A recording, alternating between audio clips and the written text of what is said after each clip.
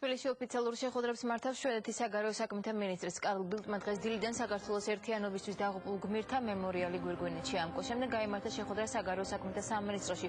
ორმხრივი ურთიერთობების გარდა შეხვედრაზე ყურადღება გამახვილდა საქართველოს ოკუპირებულ ტერიტორიებზე არსებულ ვითარებასა და რუსეთთან ურთიერთობებზე.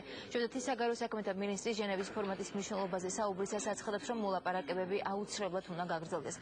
საგარეო წყებაში გამართული შეხვედრის შემდეგ შვედმა დიპლომატმა მოლაპარაკებები პრემიერ-მინისტრთან გამართა.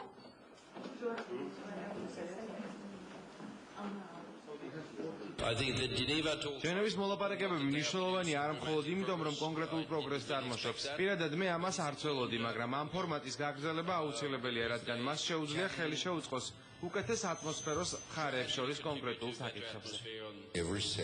საქართველოს არც ერთ წარმომადგენელს არასდროს უთქვამს, რომ ვაპირებთ რომელიმე მოლაპარაკების შეწყვეტას.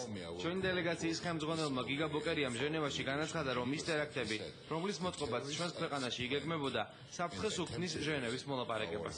ჩვენ ვეუბნებით რუსეთს, რომ მას ვერ ექნება ორი მიმართულება, გაწვრთნას და გამოაგზავნოს ტერორისტები ჩვენს ქვეყანაში და თან გველაპარაკოს ჟენევაში უსაფრთხოების საკითხებზე. ამ შეხვედრაზე განიხილეს ძირითადად ეკონომიკური საკითხები. შვედეთის საგარეო საქმეთა მინისტრი დაინტერესდა საქართველოს ეკონომიკური სიტუაციით, თუ როგორ ვითარდება ეკონომიკა, რას დასვენით წელს. დეტალური ინფორმაცია მიიღო იმის შესახებ, თუ როგორ ვითარდება ეკონომიკა, რა არის პრიორიტეტები საქართველოს მთავრობის.